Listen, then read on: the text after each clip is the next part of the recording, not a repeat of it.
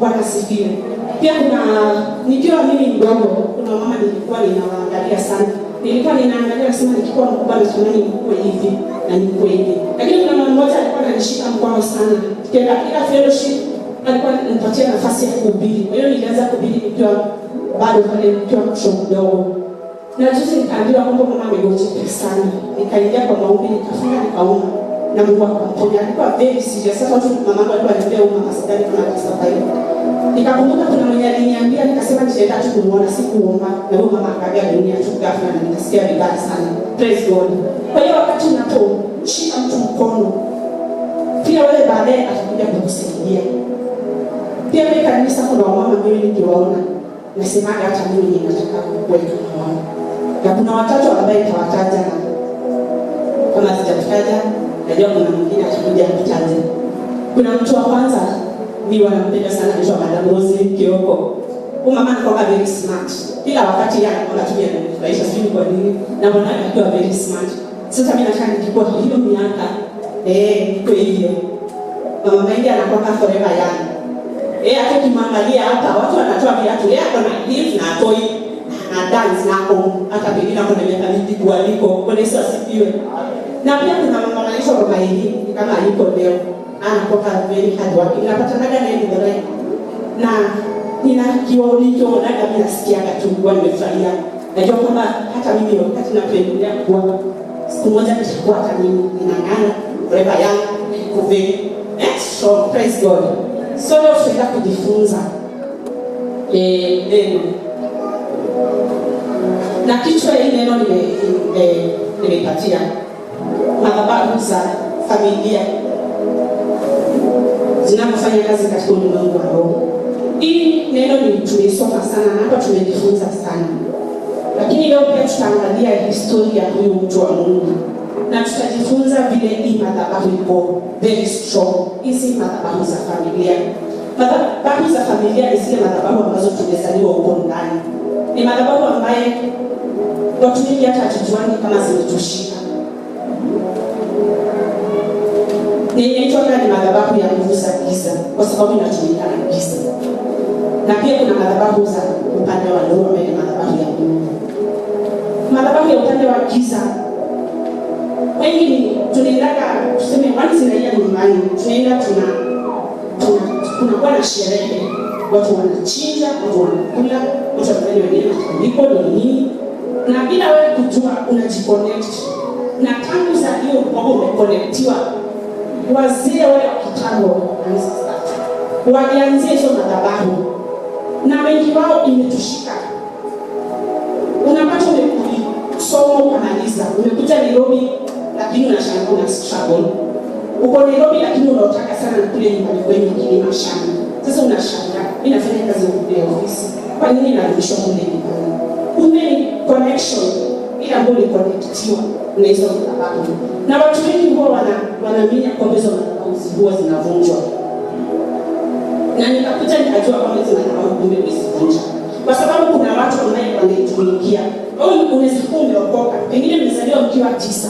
Lakini hao wengine wote wanatumikia hiyo madhabahu. Wao umeokoka, yes. Unasema mimi sitakuwa nitoa hizo sadaka. Lakini kuna wale ambao wao wanaitolea na tangu uzaliwe mpaka sasa hivi kwa mzee, bado kuna watu ambao wanatumikia ile madhabahu. Na namba 1,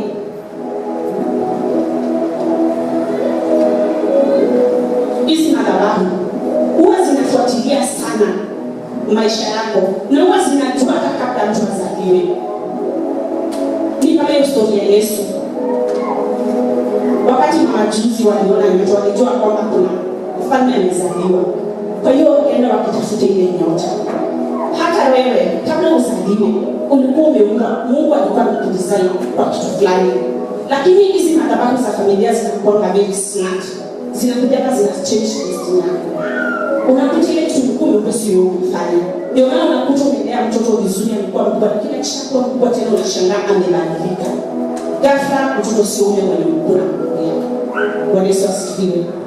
Na hizi madhabahu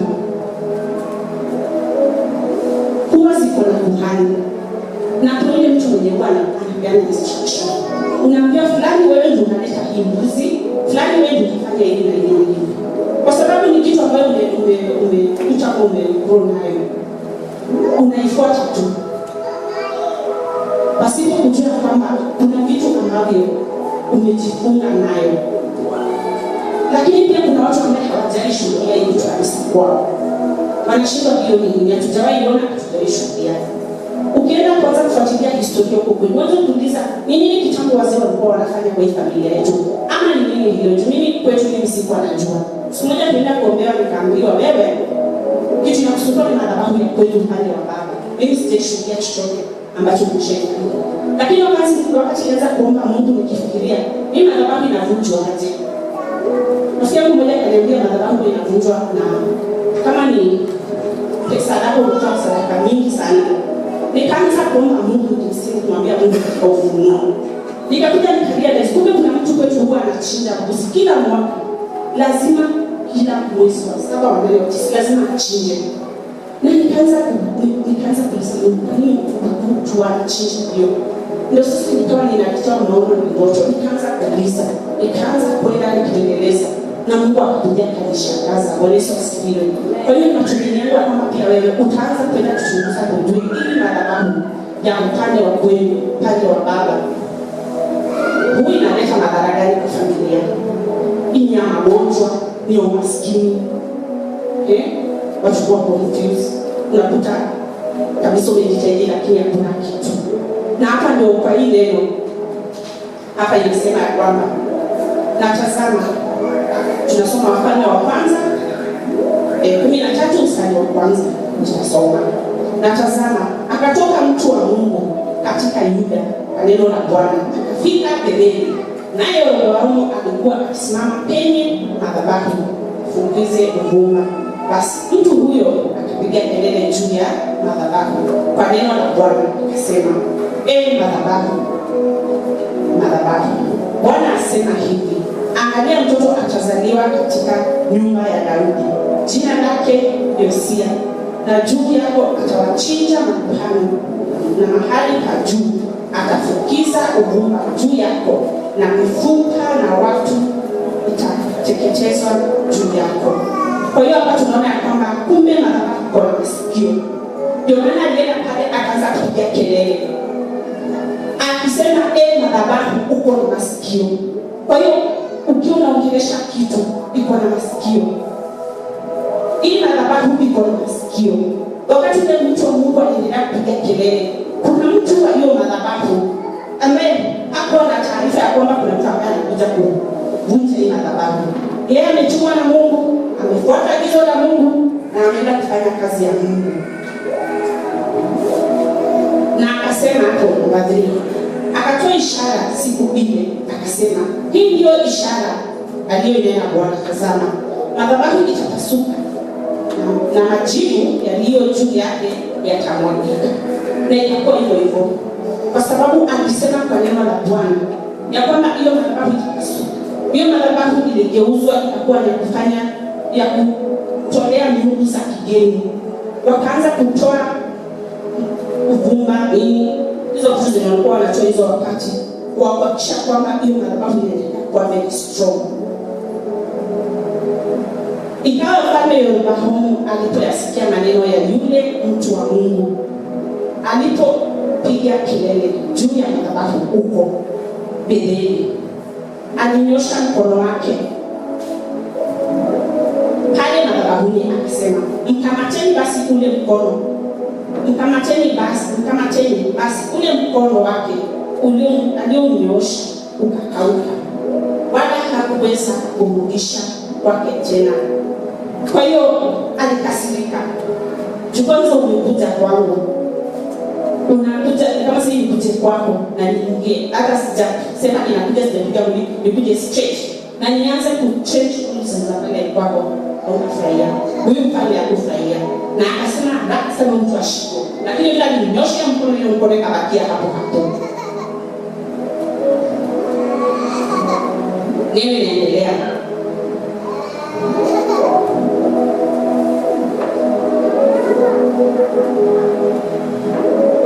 Madhabahu ikapasuka, majivu ya madhabahu yakamwagika sawasawa na ishara aliyoitoa mtu wa Mungu kwa neno la Bwana.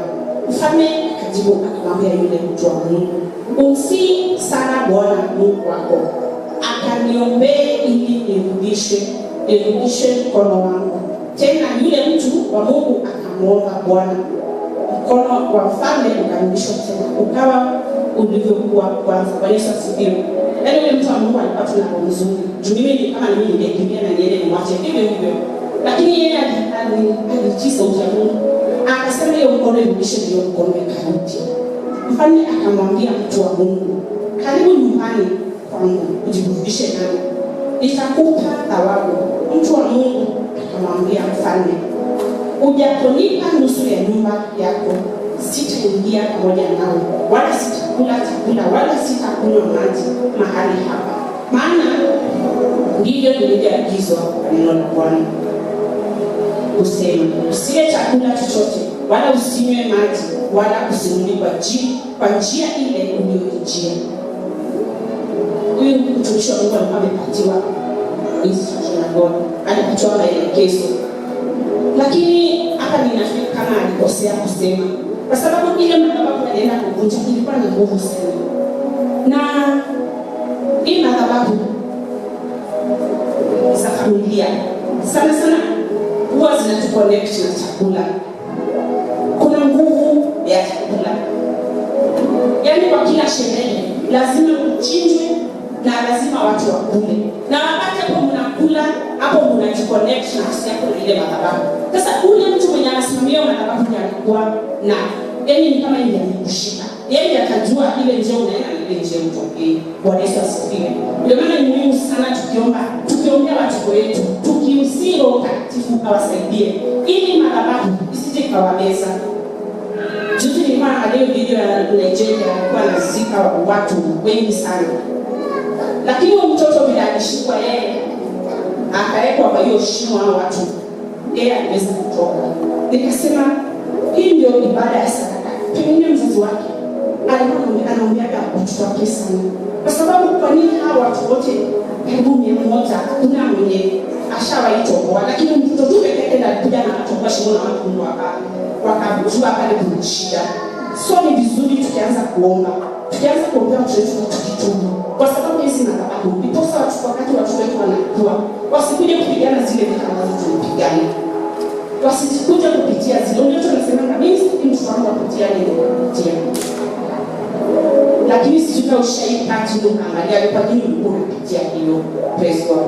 Kwa hiyo siku ya leo inajua kama Mungu atakusaidia na utajua ile njia ndio unafaa kufuata. Kuna watu ambao ukienda tu kwa kitu kwanza tu anakupatia chakula. Hata kama una njaa, unaanza kujiuliza kwa nini mtu anaona mkalimu. Isikuwe ni kwenye mtego na cheka. Praise God.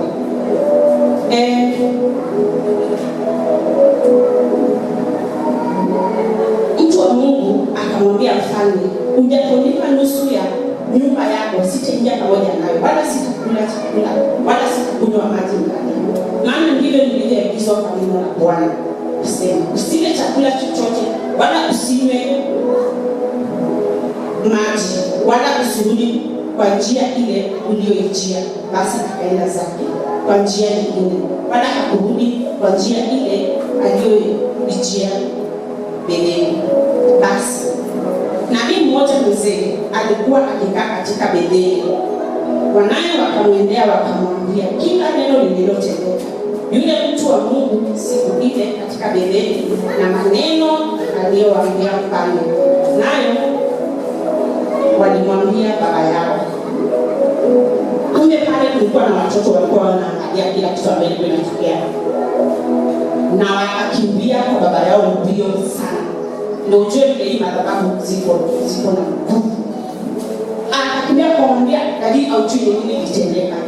Kuna mtu wa Mungu alikuja na akafanya 1 2 3 4 na zikitokea zote. Huyo mtu wa Mungu, huyo nabii mzee akaanza kuuliza watu wake. Namba 12 nasema baba yao akawaambia amekwenda zake kwa njia ipi? Kwa maana wanaye walikuwa Wameiona ile njia aliyoiendea yule mtu wa Mungu aliyetokea katika Yuda. Akawaambia, wanawe, nitandikieni punda. Akamtandikia punda, naye akapanda, akamfuata mtu wa Mungu, akamkuta ameketi chini ya mwaloni. Akamwambia, je, wewe ndiye yule mtu wa Mungu uliotoka katika Yuda? Akamwambia, mimi ndiye. Akamwambia, karibu nyumbani ule chakula. Naye akamwambia, siwezi kurudi pamoja nawe, wala kuingia pamoja nawe, wala sili chakula, wala sinywi maji pamoja nawe hapo. Kwani nimeambiwa kwa neno la Bwana, usile wala usinywe maji huko, wala usirudi kwa njia ile uliyoijia. Akamwambia, mimi ni nabii kama wewe. Neno la Bwana. Akamwambia, mimi ni nabii kama wewe, na malaika akaniambia kwa neno la Bwana kusema, mrudishe pamoja nawe nyumbani kwako, ale chakula, kanywe maji. Lakini alisema bongo. Huyu ni mtumishi wa Mungu, huyu ni nabii. Biblia inasema ni nabii mzee. Ndio maana hata kama saa zingine kuna message umepewa, ni vizuri pia wewe kwenda mbele za Mungu, umwombe Mungu, umuulize hii kitu inatoka kwako, ni wewe umesema. Usije ukakimbia ukafanya vitu uende kwa njia ya mauti. Huyu nabii alimwambia, hata mimi ni nabii kama wewe, kwa hiyo ninaona kama wewe. Askari wengi wanasema wao wanajuana kwa macho, ati akumwangalia anajua huyu ni askari. Sasa sijui wanajuanaga aje. Sasa huyu nabii alisema, mimi ni nabii kama wewe, na Mungu ameniambia kwa neno lake, twende kwangu ukule unywe. Na wewe mtu kumwangalia kwa neno mtu ni nabii wa Mungu. Kwa hiyo hapo anataka wakarudi wakaenda kwake. Basi mtu yule akarudi pamoja naye, akala chakula, akanywa maji nyumbani mwake. Hata alipokuwa wameketi mezani, neno la Bwana lilimjia nabii yule aliyemrudisha. Akamlilia mtu wa Mungu aliyetoka katika Yuda, akinena, Bwana asema hivi, kwa sababu umeiasi kauli ya Bwana, wala hukunishika amri ile niliyokuamuru Bwana Mungu wako, aliyokuamuru Bwana Mungu wako, bali umerudi ukala chakula, ukanywa maji, hapo alipokuambia usile chakula wala usinywe maji. Mauti yako haitaingia kaburini la baba yako. Hii ni kitu ya kushangaza sana. Swali la kujiuliza, ile sauti ya kwanza ilitoka wapi? Nilienda kwa Mungu kutoka Mungu amesema. Na baada ya kufanya ile kitu, ndio sasa anasema Mungu sasa ndiye amesema. Waleto atumie. Hii swali huwa inanizunisha sana. Kwa sababu hiyo ndio maisha tunaishi sasa hivi. Mtu anakuja na neno la Mungu, lakini anakuja kuongoza njia kwenda kumauti, wala si njia kwenda kwa Mungu mwenyewe. Unakuta watu walikuwa tunaamini kwamba kanisa linaweza kusaidia, lakini sasa hivi si ukiangalia kanisa linakuwa inakudisappoint badala ya kusaidia zaidi, kwa sababu ni neno la Mungu liko linaendelea na bado linaendelea kutuonya, kutufundisha kila siku. Mimi ninapenda tu kuambia ya kwamba tuwe tunauliza Mungu kwanza kabla hatujafanya kitu yoyote. Mimi ni mtumishi wa Mungu, nilikuja nikupatia message. Kama Mungu amenipatia hiyo message na wewe pia umeokoka kabisa na unaamini Mungu, kwa nini usiende kwa magoti uombe Mungu, waambie Mungu nisaidie pia mimi niweze kuona hiyo kitu ambayo mtumishi wako Mungu ni mwaminifu, atakujibu na atakwambia nenda ama usirudi. Bwana Yesu asifiwe. Na basi ikawa walipokwisha kula chakula na kunywa maji, yule nabii aliyerudisha akamtandikia punda, na alipokuwa amekwenda zake, simba alimkuta njiani, akamuua. Maiti yake ikatupwa njiani, na yule punda akasimama karibu naye, na yule simba naye alitupwa njiani, na yule punda akasimama karibu naye, na yule simba naye akasimama karibu na maiti. Sasa unaweza kujiuliza, simba imekuja imemuua na ikasimama hapo karibu, mbona kwenda ama mbona kula ile punda? Hii madhabahu ambaye alienda kuvunja, licha kwamba alikuwa amepatiwa maelekezo na Mungu, bado hakuweza kufuata maelekezo, kwa sababu ile madhabahu ilikuwa na hasira. Kwa nini walikuja na kutumia madhabahu? Kwa hiyo ilienda ikatafuta mtu mwenye anafaa kumfanyia revenge. Na ndio maana unakuta kwamba hizi madhabahu zinakuconnect na watu ambao wanafaa kabisa. Kama wewe unakunywa pombe, wanakuconnect na watu ambao wanakunywa pombe, kwa kisha kwamba wamekuangusha. Kama wewe unatenda kanisa, wanakupeleka ile kanisa ambayo haimwabudu Mungu. Inakupeleka kanisa ambayo itakuangusha kabisa. Bwana Yesu asifiwe. Sasa sijui tunafanya nini kwa sababu ya hii madhabahu. Kwa sababu kila madhabahu kwa kubalika. Siwezi nakwambia enda kwa kuvunja. Unajua kuna watu wanasema tunaenda kuvunja hiyo madhabahu. Lakini unashangaa unaivunja wapi? Unaianzia wapi? Ule mti yako mwenye anasimamia hiyo madhabahu. Sana sana upande wa kina baba nimechunguza nikaona kwamba kuna mama na mmoja mwenye anakuaga uhai wa hiyo familia. Yeye anasema na kabla kitu kionekane unapata watu washaambiwa kila kitu. Ama hata mwenyewe unaweza tu niko na interview ninaenda kufanya unapata mpigie simu. Then ikifika hiyo siku na shangaa kuna kitu kimetendeka. Kuna mtu wangu anaenda kujoin high school ama university. Unashangaa hiyo siku inapita, hizo vitu zinapita. Kwa sababu huwa tunawajulisha wale watu ambao hawafai. Kwa hiyo sikiwe. Umeelewana mpaka hapo? Ni wangapi wameshika? Hii madhabahu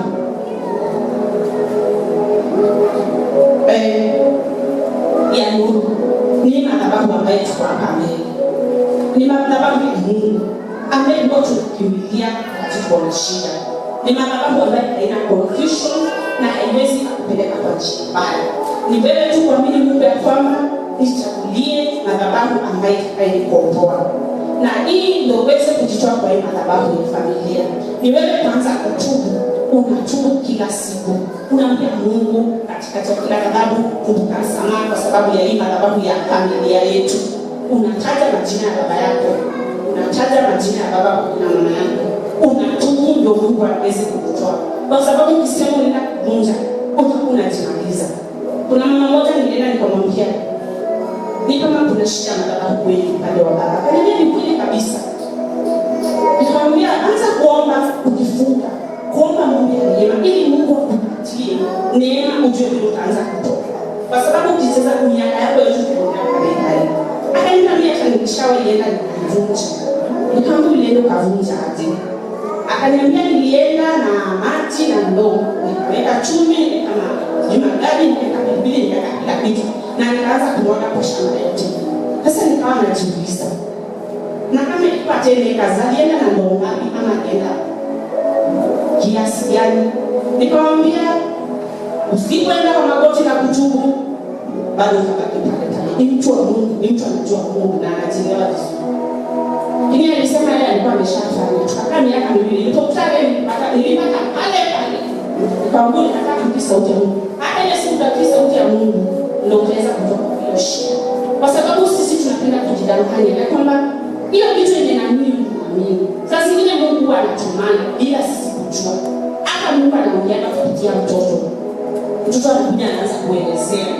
Kama wewe ni mtu ambaye unakoga connection kwa Mungu wa roho, utaanza kuelewa mtu anasema nini, unasikiza na kufuata na Mungu anakusaidia. Bwana Yesu asifiwe. Damu ya Yesu Kristo pekee yake inaweza kukomboa. Hizi madhabahu tunaweza tukajitoa kupitia damu ya Yesu Kristo. Sioni kama kuna mtu anaweza kuja na kusema kwamba mimi nitakusaidia utoke kwa shida. Isipokuwa Mungu mwenyewe. Na kwa sababu alimtoa mwana wake na akakuja akafa msalabani. Na wakati alikufa pale msalabani, alipigwa na wala hakupigwa tu. Alidungwa na kupigwa mkuki na akatoka damu. Na ikamwagika pale kwa ardhi. Ardhi iliandika. Bwana Yesu asifiwe. Amen. Na Hiyo ndio pia iko saizi. Wakati wanachinja wale wazee, hiyo damu huwa inamwagika pale kwa Mungu. Na hiyo inakuwa ni agano ambayo wamefanya. Kwa hiyo Mungu anafuatilia hiyo agano. Sasa wewe mwenye umejipata ya kwamba hizi madhabahu zilikuwa njia tu moja fupi ya kufanya ni wewe kwanza kusema ile damu ya Yesu ile mwagika pale kwa ardhi ikaanza kumtetea kinyume na hiyo ardhi ya kwetu. Praise God. Amen. Mungu akaweza kutupatia ufunuo. Kuanzia siku ya leo tukaanze kutoka kwa hizo madhabahu ambazo zimekushika. Kwa ile kitu kama ambazo zilikuwa zikikushika. Ili tuweze kusaidia pia watoto wetu. Tukawalee kwa njia ambayo inafaa. Tukaweze kuwasaidia ili wakati wanapokuwa wakubwa wasipate tumeingia kwa vurugu ama wameingia kwa vurugu ambaye sisi tumepitia. Praise God. Yeah. Na hii neno nikisoma leo kusikia ya kwamba kuna nilikuwa nimepewa. Next time nikipata nafasi nikuja pia tuongee kuhusu hiyo jinsi ya kuona madhabahu na jinsi ya kuvunja. Praise God. Amen. Lakini nimefika mwisho. Hiyo ilikuwa neno la ya siku ya leo. I hope umeshika kitu, najua kama itasaidia mtu mmoja ama wawili. Na wakati huu nitaita pasta ili akuje Bwana wabariki sana.